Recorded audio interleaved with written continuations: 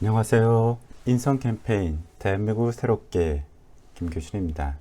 이번 영상은 8대 핵심 가치 덕목에 있는 협동과 배려에 대해 알아보겠습니다.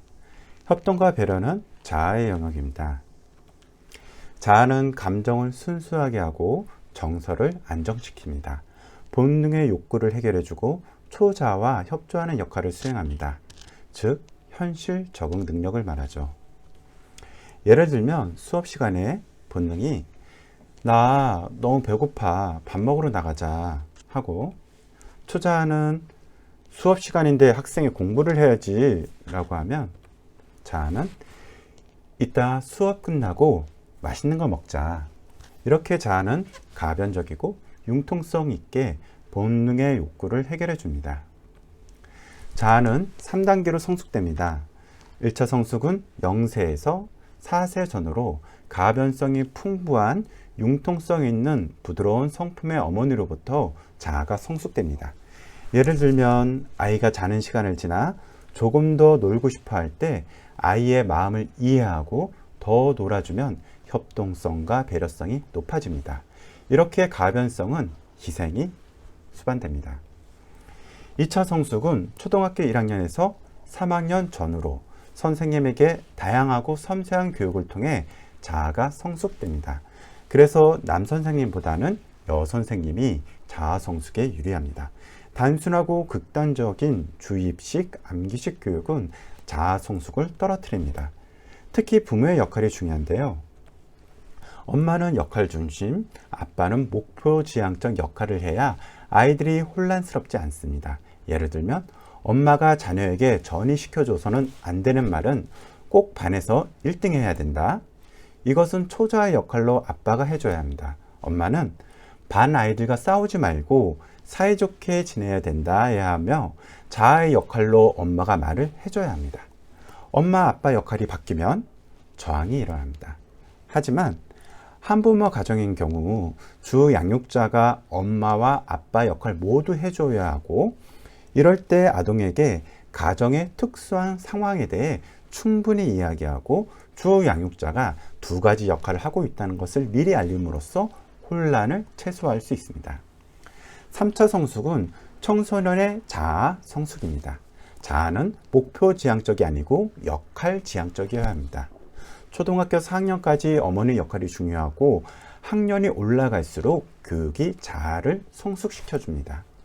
서로의 역할이 바뀌면 불안과 내부 갈등이 일어나 이상 행동을 하는데, 교육은 이 모든 문제를 해결해 나갈 수 있는 직접 능력을 갖추는 데 도움을 줍니다. 창의성 교육은 자아를 성숙시킵니다. 수험생 아들을 둔 엄마가 아들 문 앞을 지키면 아이는 가변성이 떨어집니다. 숨이 막히는 거죠. 말단 사원과 윗사람의 관계도 어느 정도 가변성이 보장되어야 합니다. 말단 사원은 융통성이 없이 일만 시키는 윗사람을 답답하고 숨막히게 느끼게 됩니다. 자아의 상실은 가변성을 잃어버린 것과 같습니다. 본능의 욕구와 초자아를 적절히 조절하려면 가변성은 필수적이고, 조절에 실패하면 문제가 시작됩니다. 자아의 가변성은 융통성과 유사하며 성품이 유효한 사람을 통칭합니다. 또한 가변성은 희생이 따라야 합니다. 즉, 희생 속에서 가변성을 성숙시켜 줄 수 있습니다. 어머니 또는 리더가 약간만 가변적이면 아이는 사고를 치고도 제자리로 돌아오지만, 극단적이면 돌아가기 힘들고 관계가 극도로 나빠집니다. 잘못 또는 실수를 하고 용서를 받을 수 없다고 생각하면 세상에 혼자 있는 것처럼 느껴지고 극단적인 선택을 할 수 있습니다. 용납하고 수용하는 태도와 생각을 존중하고 관심과 애정을 갖는 것은 가변성 있는 양육 태도이며 자녀의 지적 욕구 및 포용력을 향상시킬 수 있습니다. 협동성이란 서로의 마음을 하나로 합하는 것으로 모두와 더불어 마찰 없이 잘 공존해 나가는 것을 의미합니다. 남을 잘 도와주는 것이 곧 협동성이 높은 것은 아닙니다. 행동교범에 대한 항목을 바르게 이해하는 것이 중요합니다. 협동성이 떨어져 공존하지 못하게 되면 왕따를 당하는데 주변 아이들도 문제지만 왕따를 당하는 아이들에게도 큰 문제가 있습니다. 협동성 결핍 요인으로는 첫 번째, 어머니의 태도가 히스테리하고 극단적일 때. 두 번째, 생각의 폭이 좁고 객관적 상태를 수용하는 능력이 부족할 때. 세 번째, 성장 과정에서 어머니의 포용력, 애정, 사랑, 관심을 적게 받을 때. 네 번째, 공동체 의식과 지능 발달 수준이 떨어질 때 등입니다. 협동성을 향상시키기 위해서는 어머니의 태도가 온유하고 가변적이면 생각이 넓어지고 객관적 상태를 수용하는 능력이 우수해져 지적 욕구가 높아집니다. 잠재된 중압감이나 공포심을 해소시키고 객관성의 폭을 넓혀서 이해심을 갖도록 지도해야 합니다.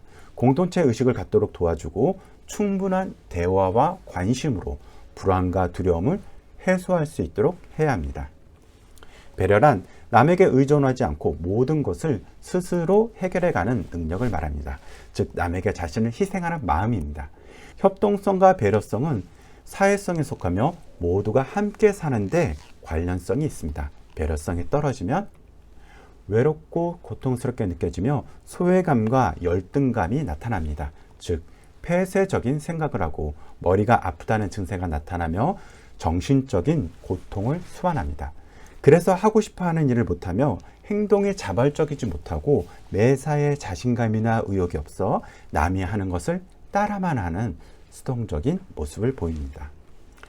배려성이 떨어지는 원인은 첫 번째, 교육의 수용 상태가 좋지 않아 문제를 부정적 또는 나쁜 결과를 예측할 때입니다. 두 번째, 부모 및 교사가 지나치게 엄격하게 또는 과잉보호할 때. 세 번째, 실수를 용서하지 않을 때. 네 번째, 체벌 위주의 생활 지도 시에 발생합니다. 배려성을 향상시키기 위해 아이들의 실수나 잘못에 대해 폭넓게 이해하고 자신감을 갖도록 격려가 필요합니다. 간섭보다는 자발적 기회를 부여해서 다양한 경험과 체험을 할 수 있도록 칭찬과 인격적인 대우를 통해 온실 속 화초가 아닌 발달 과정에서 많은 것들을 직접 체험할 수 있는 가변성이 풍부한 아이들로 성장시킬 수 있습니다. 오늘의 영상은 여기까지입니다.